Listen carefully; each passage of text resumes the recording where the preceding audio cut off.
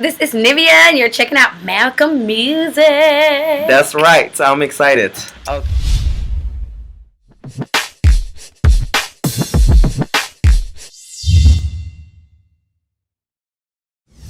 I am very excited. Yay, so am I. You know, she's the woman where you don't mess with her radio. You can't mess with nothing with me. You don't mess with her man. And where you everything is okay. And I got my clothes fresh off the laundromat. And it's been so long that I don't see you. I ain't never seen you, but you know. Yeah. And love truly hurts. So love hurts, y'all. You just ran down. Yeah, man, I'm super excited. She's been doing this for 10 years longer, strong, and one of the best, illest tones. Like, I love your tone, love your music. So you really a music head. Okay. Yeah, man, I love everything that you do. So it's a blessing. I'm excited to be back at it again. Yeah, man. I'm working on a new project, Nivea Revealed. That's the name of the. Wasn't that the name of the EP too?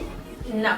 What was the name of the EP? It was gonna be. There was the Sade cover on it. Oh no, that was Nivea Undercover. Oh, okay. So everyone was like, do a mixtape, do a mixtape. Okay. And honestly, I just wasn't a fan of doing mixtapes. So I said, you know what? I'll do cover songs. Okay. And call it Nivea Undercover. So I'm such a fan of old school music. Yeah. And that's where my heart is. So I just picked 5 of old school songs I like and call it Nivea Undercover and did that just to give to people something. Yeah, because it's been really long since really promoting it like that, but I put it out and I had fun doing it. I'm definitely over the years of my, so to speak, break. Just put out music or done a record here just because, you know, that's where my heart is, and I chose to take time away to raise my kids, but now I'm there at a certain age I can get back. Man, I wouldn't even know that you had them. 4. Man, crazy. So I want to get into a little bit of trying to go through the career. Okay. So your first album was self-titled, right? Yep. And back then you worked a lot with somebody who we love at Rap2Soul.ke. R. Kelly is a great artist. So take us back to that time. You freshly signed to Jive Records. And it was happening like that. Meeting such a huge artist, working with him, he was taking you on his wing. So how was that? Yeah, I was very fortunate. Yes, I was. I was very fortunate to when I got my record deal. I was 18, and Jive Records immediately there was access to other artists because we were all label mates. Mysticals, like Danger came about. Then we did and then R. Kelly actually heard some of the stuff that we were putting together for the album. He was like, "Oh, I like our voice, I like our sound." And it was like, "Yep, we need you to get in there and do something for her." So he created the incredible Laundromat, and I loved it. The melody and idea and concept. It's a hit, and it was great working with him. It was easy. Just go in there, and he already had laid out. You just, you know, do How is he in the studio? Is he like crazy? Like weird? No, not weird. Just like robotic. And smells and stuff. Just robotic. He's like right about doing the song and getting it over with. You did a song on his album TP3 Reloaded. Yes. How was it working on his record too? That was a bit nerve-wracking for me because it's so sexy. It's such a sexual song. It actually made me. Who you fooling? I know, right? But it made me so uncomfortable, and it's so like. That was when but it was so It pretty. was he can write a melody. It's so pretty. So he asked me to do it. I actually was honored because he didn't have to ask me to be on his album, but he liked my voice and he wanted me to do that song with him. So I was like, yeah, okay. So after that, you did an album, Complicated. Came out 2004. I love the It's Okay song with Lil Jon. Now, I recently saw an interview that you did with, I love the girls over at Madame Noir. I loved with the interview. And you were like saying, because you felt like the label didn't really support the record, and then, I don't know, Ciara swooped in. And to me, I would think, you have a magnificent voice. Like, okay, I love Ciara, but she can't sing like Ciara too. Beautiful. And you're beautiful. You were also a beautiful woman, like, because you was like, oh, they didn't think I was sexual enough. Yes, because unfortunately, as a black female in the entertainment industry that do hip hop and R&B, you're kind of typecast. I'd fallen in love, I got married, I was pregnant, and to them that's not sellable to your male fan. It's just like, you were pregnant during It's Okay? Yes. Oh, wow. In the video, I was newly pregnant. So Dream and I were starting our family and, married and, living that life. And to them that was unattractive and no, we need a young hot girl that's not trying to be booed up. so to speak. And so at the time, LaFace was having a merger with Jive, and Ciara was a new artist, so they put more of the focus there. They didn't really, they was like, oh, Nivea, you want to go be a mommy and a wife? Bye.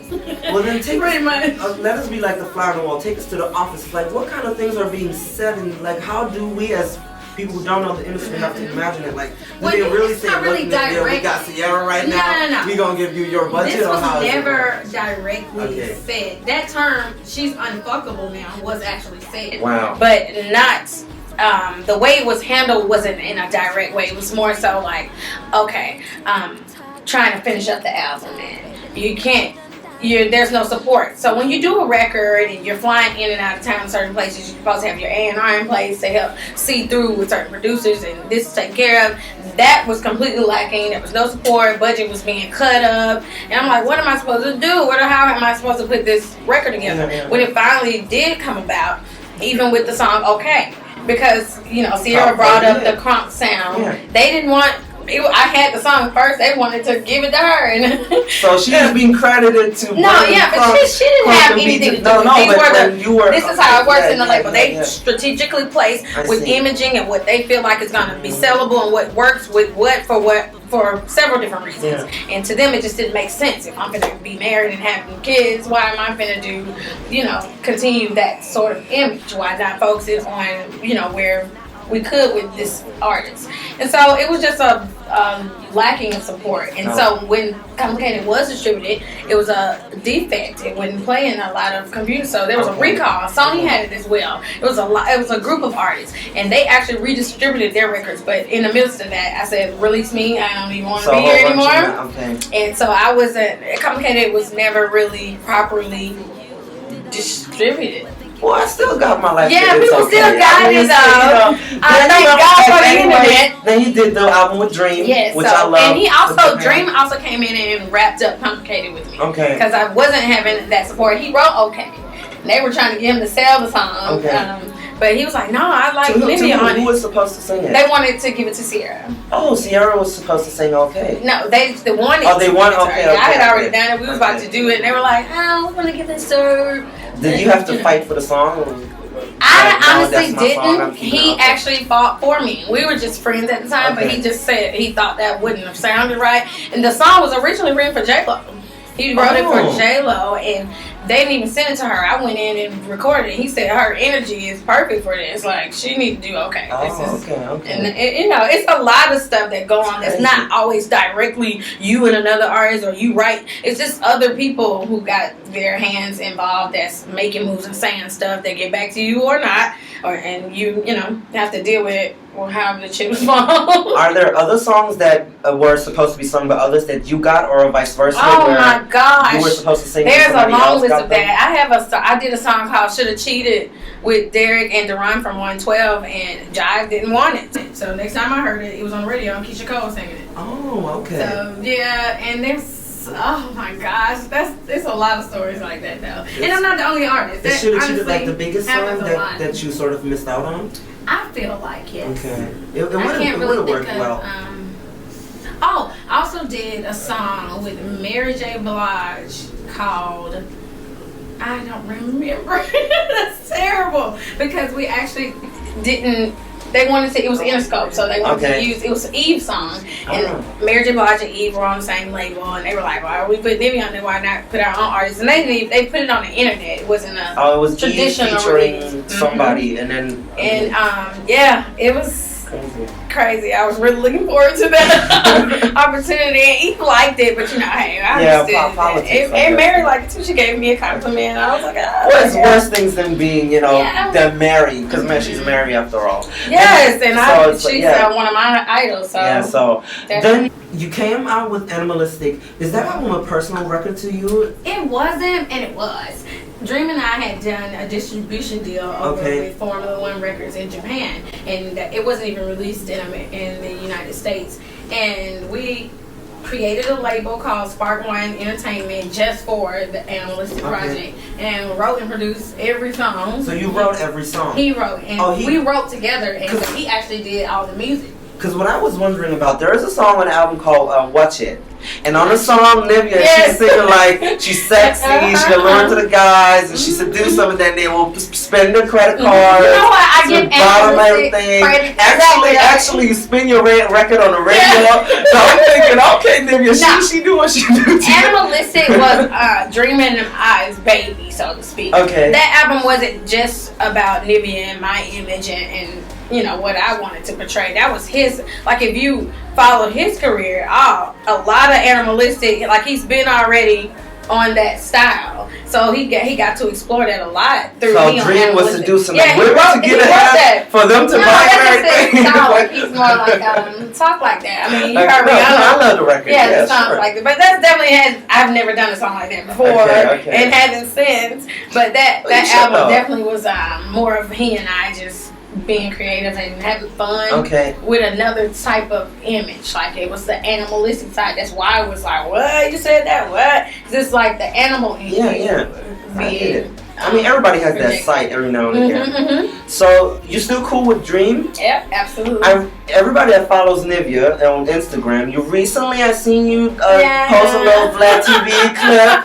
So, I want to know what's the situation with that. You kind of there is no situation. Claire, what is how you feel about Christina Milian and the whole situation? I really didn't have any feelings outside of just being a parent. Okay. We share an ex-husband together. She has a daughter, and I have 3 by Dream as well. So we make sure they see each other and they're in their sisters' lives and vice versa. And that's where it stood. Okay. You know, her other decisions led to my involvement because she's dealing with, or it appears to be dealing with other father of my youngest child. So how does that feel? I was like, what the hell? It felt crazy as hell. What the hell is wrong with you? But, you know, I haven't addressed her about it. Okay. I don't really care to. I just thought it was very, very crazy. So when you see him, how would you feel about that? Like at a family function, Wayne brings her over or something? Oh, that's not. He knows better than that. Okay, so that would be disrespectful. So what the public doesn't know, there's a conversation that's already been had between Wayne and I before that was ever. Okay. So before that went public, he was like... Not before they went public, before I posted the video that I did. Okay. So it was not a messy thing. So it was my way of saying to everyone, I don't condone this. Can't control what people do in their lives. But I was just, you know, a lot has been going on with my relationships in the past, so where people are like, oh my God, I guess they all do this, they like this, and there's a lot of speculation. True. So that was me saying, in this regard, this is not cute to me. I don't. So you heard it, Nivea don't like it when you take other women man, because that's not gonna fly, especially too. Mine was just more coming from a parental standpoint. Yeah, I mean, we have children that we already have to what happened, kind of thing, and then that just adds more mess to stirring the pot. True. I mean, and then people like me, we talk about that instead of your music, you know. So, exactly, but that's fine. It's life, and we live publicly. I just needed that to be known publicly. I'm not with it, basically. So, as we said, it gets real. You have a huge, crazy story, powerful baby fathers that you have. So I'm sure you've been approached by tons of reality shows. Yes, like Army Divas, Love and Hip Hop, Real Housewives, whatnot, Atlanta Exes. Tell me, what were the concrete, offers that you got, and why were you hesitant before, or what is the take on you on a reality show? Because I never actually went through with pursuing any of them because I just wasn't comfortable with being a reality TV star, or however you want to say it. I just wasn't. It wasn't my thing when I was out, so it was kind of new to me. I have to weigh in the pros and cons of if I was to pursue that and why, and make sure that, now I'm considering it. So what is Nivea considering? I'm open to reality TV now. I wasn't in the past. Okay. But now I am open to it. I feel like I'm able to maintain myself and the way that I would like to be portrayed on film. I was just worried about that. So I'm like, oh my gosh, that's recorded forever. So you can always play back with, and I don't have a filter. I don't want nobody to be like, did you hear what she said? Yeah. Which could happen. I think it's smart because now you're able to sit back, see the mistakes they did, so you won't do that. Yeah. So, if you had to choose between R&B Divas or Love and Hip Hop, where would